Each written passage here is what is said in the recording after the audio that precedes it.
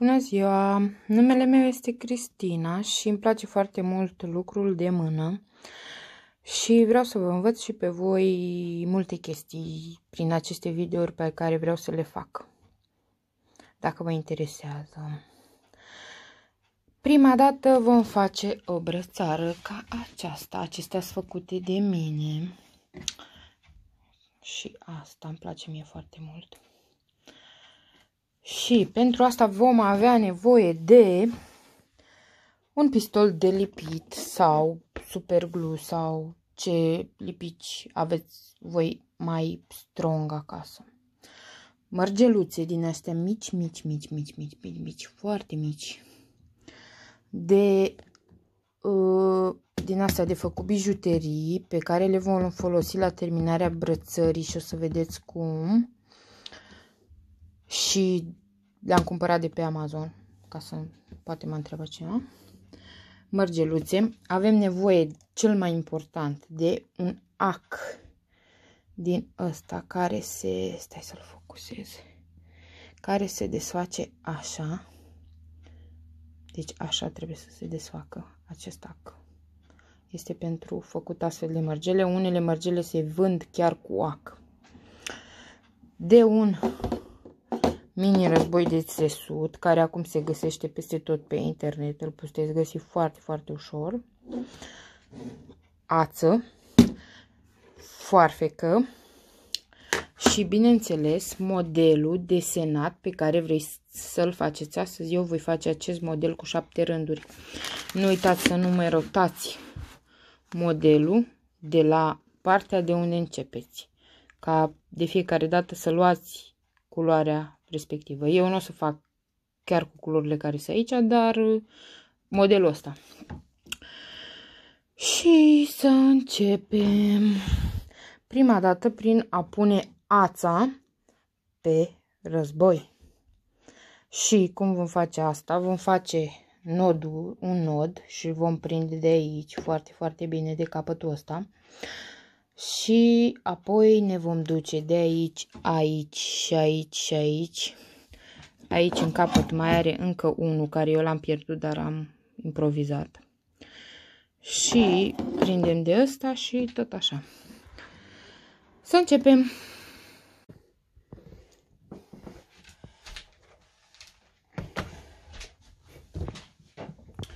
Și începem.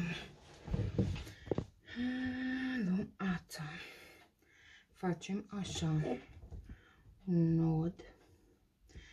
Dăm de 2 ori prin același ochi ața și o prindem de capătul ăsta. Și mai rotim încă o dată sau de 2 ori. Și o legăm. Ce emoție am. Primul video, sper să nu fie un fiasco. Yes! Și mai nodăm încă o dată sau de 2 ori. Să fim siguri că nu se va desface. Așa. Perfect. Și avem 7 rânduri de mărgele aici pe desen. Asta înseamnă că vom face 8 linii de ață. Și avem așa 1,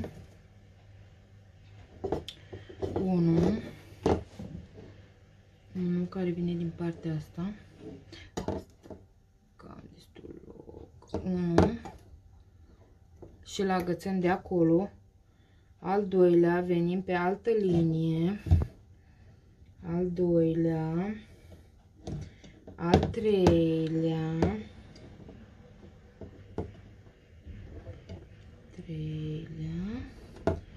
al patrulea,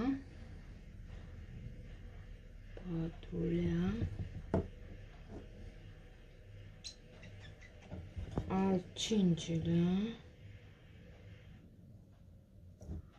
al cincelea, 2, 4, 5, al șaselea,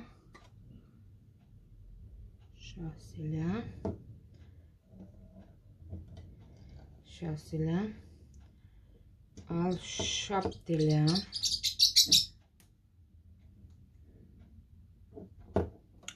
Și al 8-lea, care este ultimul. 8-lea, ultimul. Și înfășurăm aici bine, bine, bine. Eu de obicei dau o dată și pe aici. Așa. Și după aia încă o dată pe aici. Și mai leg cu capătul ăsta, dacă vine în capătul ăsta. Dacă nu, văd eu cum leg să stea strâns. Of. Așa. Vai, de ce emoție am. Și l-am legat. L-am legat. Bine, bine, bine, încă 2-3 ori. Să fim siguri că nu se desface. Pentru că dacă se desface, totul se duce de râpă. Și nu iasă nimic. Tăiem cu farfeca bang și punem ața la locul ei. Aici. Și începem lucru propriu zis. Deci, acele ăștia nu sunt bune ca și ața care am luat-o. Aici țin eu acele. Și am niște ace mai vechi care sunt un pic mai strâmbe, că tot am făcut cu ele. Dar nu au nimica. Sunt foarte bune așa cum sunt. O să-l aleg pe ăsta, că e cât de cât mai drept. Și destul de mărișor. Deci asta zic, că trebuie să alegeți foarte cu grijă acele și tot ce folosiți. Deci ața asta o să o aruncăm, mărgelele le strângem și le punem la loc. Nu știu ce o să iese din video-ul ăsta. Sper să știu să-l montez bine, ca să nu se vadă toată prostia care o fac. Și pornim, punem altă ață prin ac, cum am povestit. Nu știu dacă o să pun tot video, că poate vă plictisiți dacă e prea lung. Și tragem altă ață prin ac. Și am tras prea lungă și e ok. Bang. Așa, punem ața la loc și farfeca la loc. Și să înceapă treaba. Deci prima dată băgăm așa, prin fiecare găurică, sus, jos, sus, jos, sus. Așa, tragem ața și lăsăm capătul cam atâtica. După aia invers, să nu băgați în aceeași găurică, o să se tragă înapoi. Deci invers, jos, sus, jos, sus, jos, sus, sus, jos, sus. Așa. Tragem înapoi și, după cum observați, uite ce am obținut. Așa, asta pentru că să fie un pic de capăt, să nu se deșire mărgelele. Deci avem primul rând, o să-l facem cu culoarea care este conturul, pentru că nu o să se vadă, primul rând nu o să se vadă. Și alegem 7 biluțe negre, pentru că ăsta o să fie conturul nostru negru. 1, 2, 3, 4, 5, 6, 7 biluțe negre. 7 biluțe negre băgăm aici și trebuie să fie fiecare biluță pe rândul ei. Deci fiecare biluță are rândul ei. Tragem acul, deci, ca să vă mai arăt o dată, băgați biluțele pe dedesubt de rânduri și fiecare biluță în rândul ei. Intră în rândul ei, iar acul îl băgăm acum pe deasupra ațelor. Deci pe deasupra și aveți grijă ca toate ațele de pe rânduri să rămână de desubt de ac, că mi s-a întâmplat să le mai iau pe deasupra de ac. Deci ațele de pe rânduri trebuie să rămână de desubt de ac. Și tragem.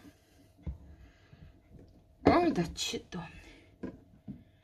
Așa, așa, așa, așa, așa. Primul rând e mai greu, tot timpul e mai greu până ne obișnuim.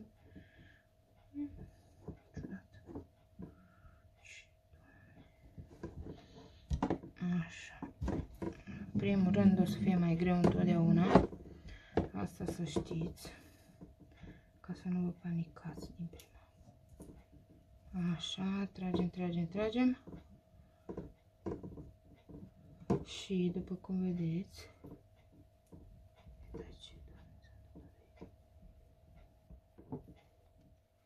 ăsta e primul rând.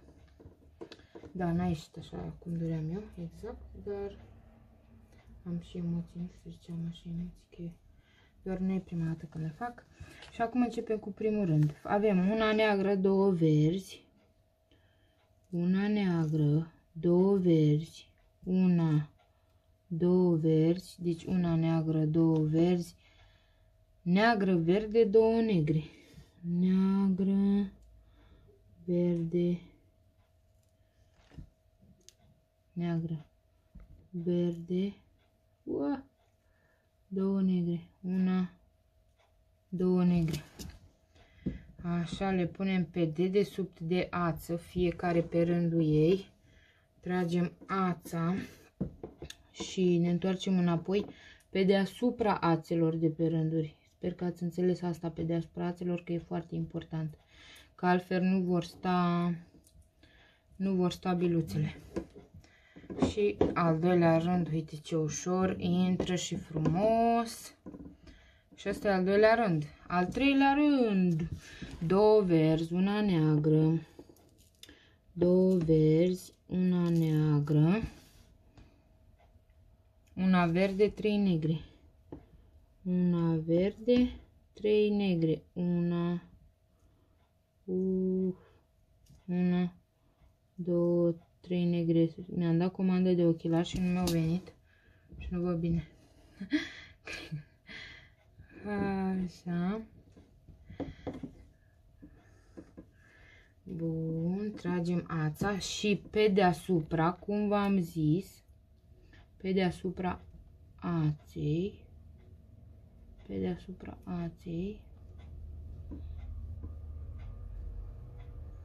nu știu ce filmare o să fac, o să mă... Trebuie să-mi iau un suport, să pun telefonul cumva, nu știu, că nu are cine să mă filmeze. Așa. Odată tragem. Frumos. Wow, super. Acum urmează al treilea rând, două negre. Avem așa, două negre verde. Două negre verde. Una, două negre, una verde. Două negre, una verde. Una neagră, două roșii. Una neagră, două roșii, una, două roșii, una... Oh! Ce-am făcut? Vai, ce greu e cu filmatul. Așa fac eu cum am. În fine, iar o luăm de la început, că mi-au scăpat biluțele. Două negre, una verde, una, două negre, una verde, două negre, una verde, neagră, două roșii, neagră, trebuie să vă spun că trebuie să stați bine cu ochii, pentru că e foarte greu să vezi bine. Acum eu le țin și mai la depărtare ca să pot filma. Două roșii și una neagră.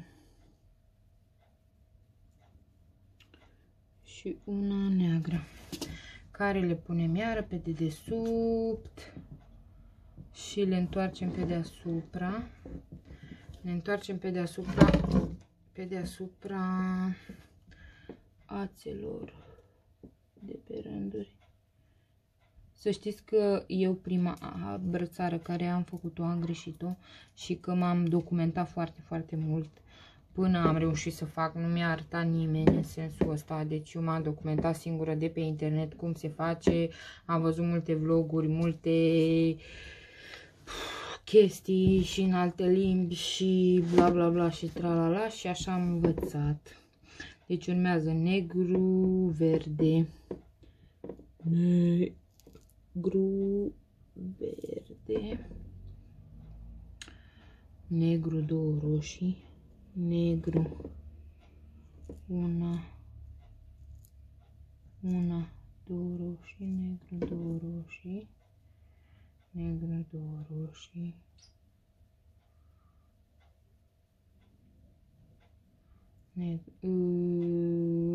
albul care îl să eu că-l pun în mijloc la floricele și roșu.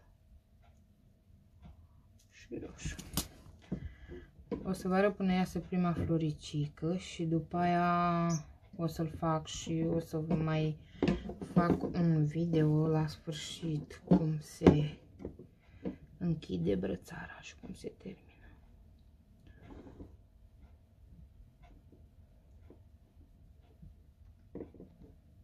Sper să fie filmat bine, că dacă ați știți în telefonul pe mașina de cusut, deci e foarte greu să filmez, deși am telefon bun, dar cred că îmi trebuie ceva suport sau ceva să pun. Acum îmi trebuie două verzi, una neagră, două verzi, una neagră, două verzi, una neagră, 4 roșii, 1, 2, 3, 4 roșii. Și atât, deci cum v-am spus, dacă aveți 7 rânduri de mărgele, trebuie să faceți 8 rânduri de ață, să nu uitați asta. Deci se face cu un rând în plus. Ce s-a întâmplat? Am făcut o greșeală aici. Am luat un verde în plus, care nu trebuie. Am luat un verde în plus. Așa.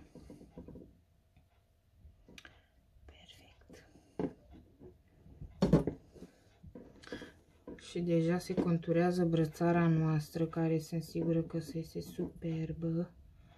Din greșeală am prins ața în ața cealaltă, dar o să scot imediat, dar nu vreau să pierd mărgeluțe. Deci v-am spus, e foarte important să vă uitați bine ca ațele să rămână sub, ațele de la rânduri să rămână sub ac. Deci e foarte, foarte important asta. Așa, acum avem două verzi, două negre, două verzi, una, două verzi, două negre, una, două negre, două verzi, două negre, două roșii, una neagră, două roșii, una neagră. La la la la la la la. Așa, încă o dată vă mai explic. Adică nu vă mai explic, că v-am spus deja și poate vă deranjează dacă spun prea multe lucruri sau un lucru de mai multe ori.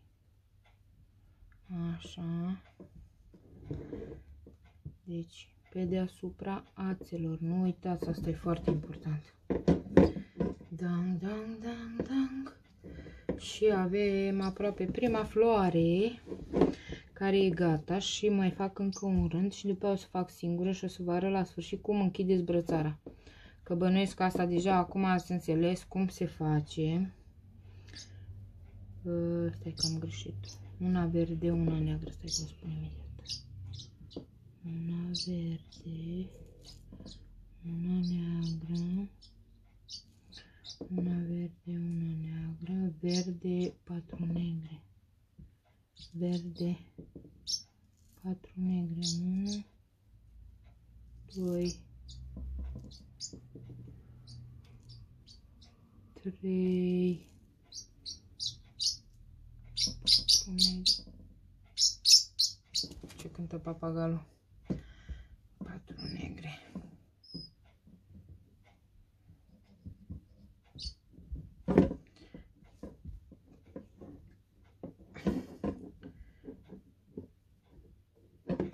Și pe deasupra aței, nu uitați, pe